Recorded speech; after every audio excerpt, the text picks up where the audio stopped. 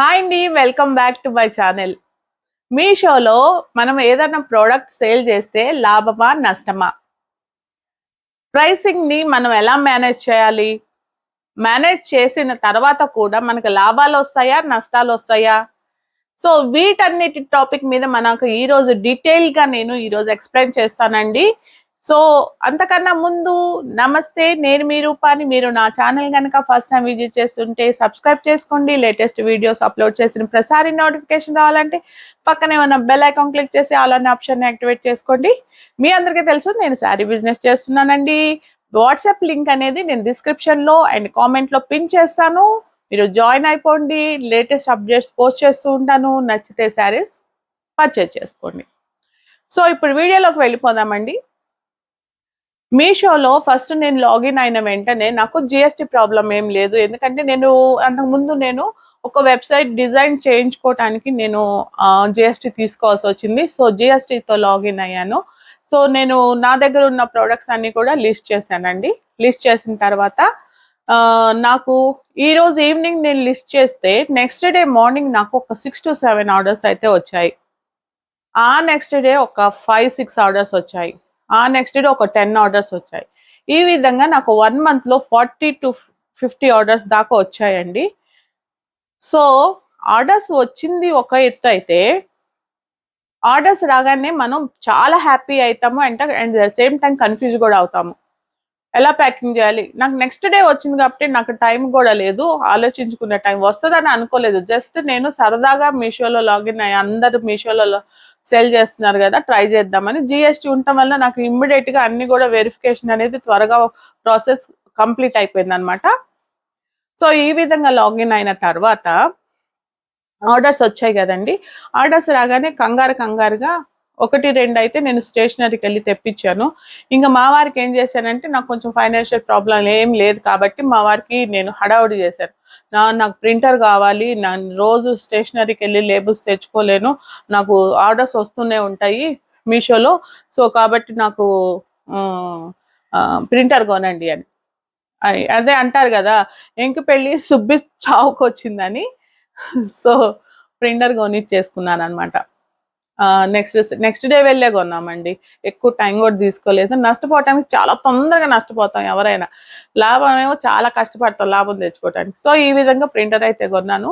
So ఏంటంటే process ఎలా ఉంటుందంటే, మనకి ఆర్డర్ వస్తుంది. ఆర్డర్ తర్వాత మనం యాక్సెప్ట్ చేస్తే రెడీ టు షిప్లోకి వెళ్తుంది. రెడీ టు షిప్ తర్వాత అక్కడ లేబుల్ జనరేట్ అవుతుంది. జనరేట్ అయిన లేబుల్ని మనం డౌన్లోడ్ చేసుకొని, ఆ లేబుల్ని మనం ప్రింట్ తీసుకొని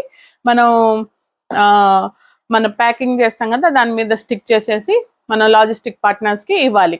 సో ఈ విధం అయితే ప్రాసెస్ అయితే ఉంటుందండి. నేను లేబుల్ జనరేట్ చేసుకోవటానికి ప్రింటర్ ఆల్రెడీ కొనేసాను కదా. సో ఇట్లా వెంటనే నాకు పార్ట్నర్స్ వాళ్ళు logistic partners, Xpressbees, e commerce and Delhivery వాళ్ళు వచ్చి తీసుకెళ్తున్నారు. సో ఇంకేంటి, మా ఆవిడ లక్షల బిజినెస్ చేసేస్తుంది ఇంట్లోనే ఉండి. సో కాబట్టి కంపల్సరీగా కొనాలని మా వారు కూడా పాపం ప్రింటర్ కొనేసారు. తర్వాత ఏమైందనంటే, ఫస్ట్ నేను ప్రైసింగ్ గురించి మాట్లాడతాను, ప్రైస్ లిస్టింగ్ గురించి మాట్లాడతాను. మనం ఒక 500 రూపీస్ శారీ మనకి హోల్సేల్లో తెచ్చుకుంటే, మనం 700 రూపీస్ అట్లా మనం మీషోలో పెట్టాము అని అంటే, ఒక 1 డే అది క్యూసీ పాస్ అవుతుంది. క్యూసీ పాస్ అయిన తర్వాత మనకి కాల్స్ వస్తాయి కస్టమర్ కేర్ నుంచి, మీషో కస్టమర్ కేర్ నుంచి కాల్స్ వస్తాయి.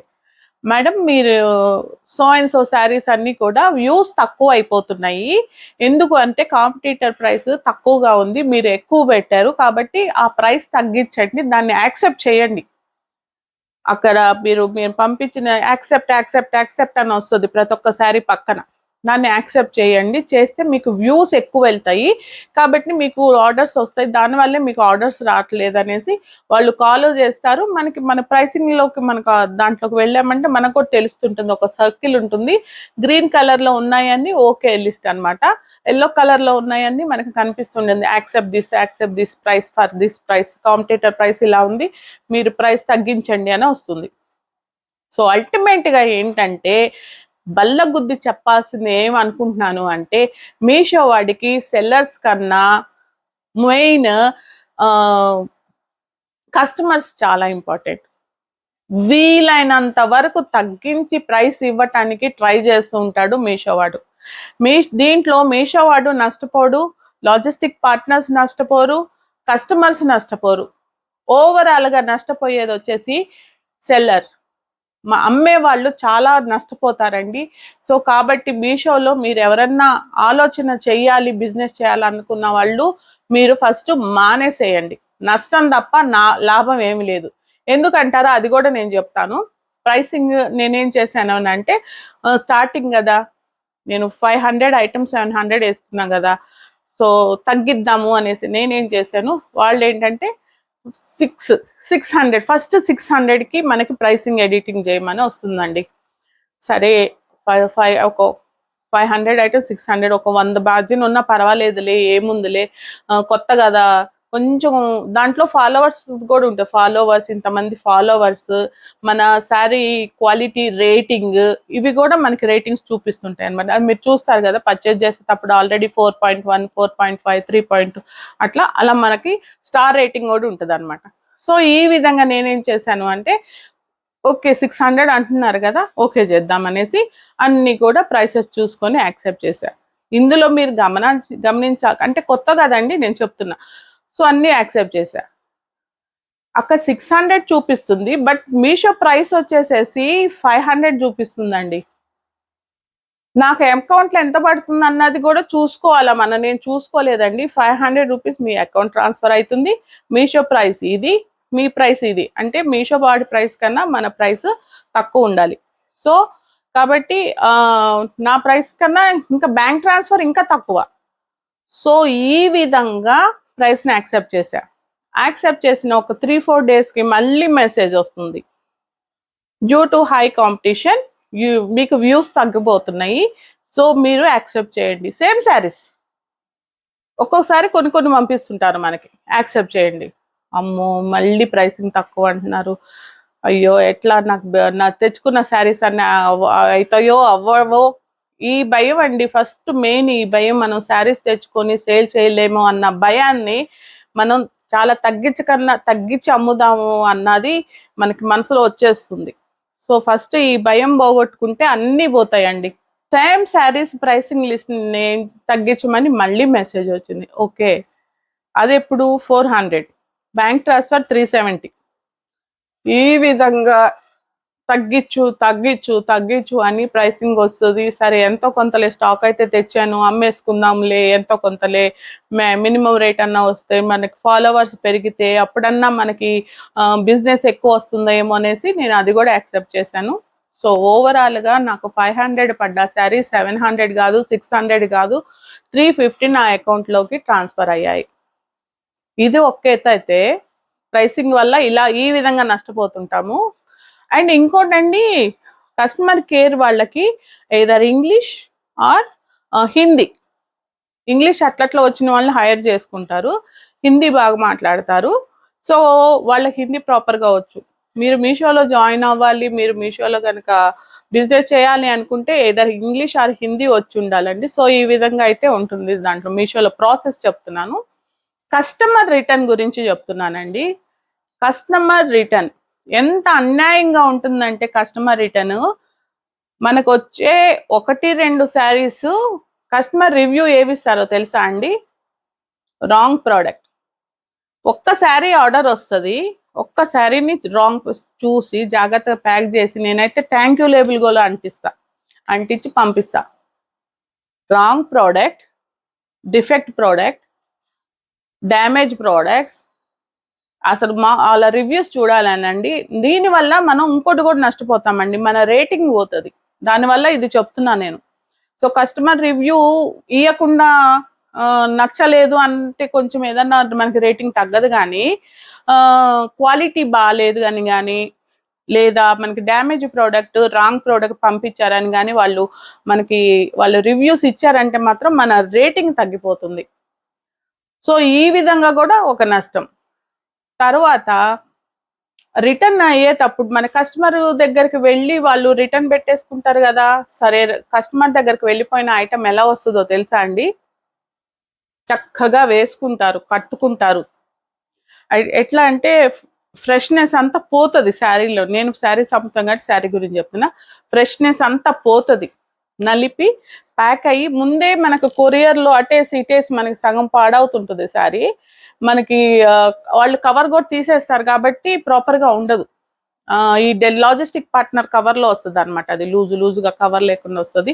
ఇప్పి పెడతారు కదా, ఫోల్డింగ్స్ అన్ని పొయ్యి ఉంటాయి అనమాట. ఇంకా ఆ శారీ మనకు వస్తుంది. ఇక మళ్ళీ నేను రీసేల్ చేయటానికి పనికి రాదు అది. అదొక నష్టం. ఇది రిటర్న్కి మనకి అమ్మటానికి కాదు, మన ఇంట్లో ఎట్లా వాడుకుందాం అని అనుకున్నా 1-2 శారీస్ కాదు కదండి, చాలా శారీస్ ఉంటాయి. సో ఈ విధంగా ఇంకొక నష్టం అయితే, రిటర్న్ పెట్టారు కదా కస్టమరు, మీషో వాడు మనకి లిటరల్లీ 150 నుంచి 203, నాకు లాస్ట్ హై ప్రైస్ అది 203 రూపీస్ ఈ ట్రాన్స్పోర్ట్ కొరియర్ ఛార్జెస్ కట్ చేసేస్తాడు.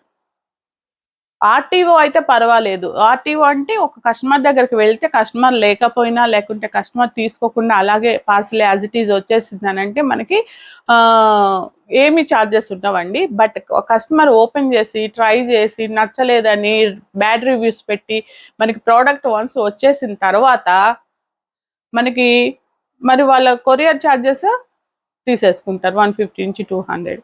సో నేను ఆల్రెడీ 400 రూపీస్కి అమ్మిన శారీ రిటర్న్ అవ్వడం వల్ల నాకు 200 రూపీస్ ఆల్రెడీ మళ్ళీ నా అకౌంట్ నుంచి కట్ అయిపోతాయి. సో అల్టిమేట్గా నా శారీ కాస్ట్ ఎంతకు వచ్చేసింది? 400 నుంచి 200 పోతే 200. సరే, ఆ 200 అన్న వచ్చినాయా కస్టమర్ దగ్గర నుంచి అంటే వాళ్ళు తీసుకోలేదు కదా, అవి కూడా రాలేదు, అవి కూడా రావు. సో ఓవరాల్గా మనం పప్పు అయిపోయి మనల్ని రుబ్బి పట్టేసేస్తారు మీషో వాళ్ళు. ఎవరన్నా మీషోలో ప్లాన్ చేసుకుంటున్నారు, మీషోలో మనం లాగిన్ అవుదాము, ఫస్ట్ జిఎస్టీకి అప్లై చేసుకుందాము, మనం బిజినెస్ చేసేద్దాం అన్న వాళ్ళందరికీ కూడా ప్లీజ్ దయచేసి మీరు మాత్రం మీషోలో బిజినెస్ చేయొద్దండి. నష్టమే కానీ లాభం అనేది ఉండదు. దయచేసి ఒకవేళ చేస్తున్నారు కదా చాలా మంది, అంటే వాళ్ళు బల్క్ బయ్యర్స్ ఉంటారు, వాళ్ళు రూపాయి పడ్డ ఐటమ్ 150కి అయినా పర్వాలేదు అట్లాగే వాళ్ళు వేరుంటారండి డిఫరెంట్గా. సో అల్టిమేట్గా మన చిన్న బిజినెస్ చేసుకునే వాళ్ళు, చిన్న శారీ బిజినెస్ చేసుకునే వాళ్ళు ఎవరైనా ప్లాన్ చేసుకుంటే మీరు దయచేసి మీషోలోకి మాత్రం అడుగు పెట్టద్దు. చెప్పింది వినండి, నష్టపోతారు, లాభం అనేది అస్సలు ఉండదు.